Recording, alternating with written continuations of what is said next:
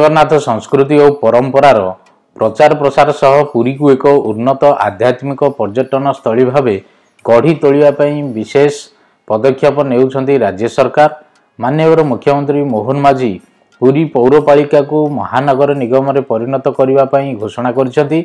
यह सहित पुरी शहर एवं आखपाखर अवस्थित ग्राम पंचायत को सामिल करी पुरी महानगर निगम गठित हेबो।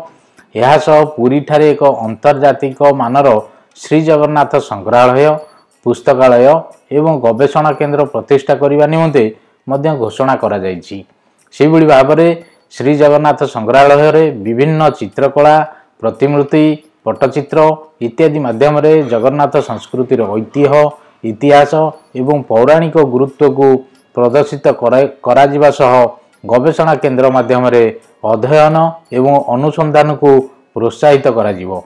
एही प्रकल्प श्री जगन्नाथ संस्कृति, साहित्य और परंपरा को समृद्धि करने सहित पुरी को भारतर प्रमुख आध्यात्मिक पर्यटन स्थल केन्द्र भाव में प्रतिष्ठा करिबारे गुरुत्वपूर्ण भूमिका नेबे बोली मुख्यमंत्री कहिसेंती।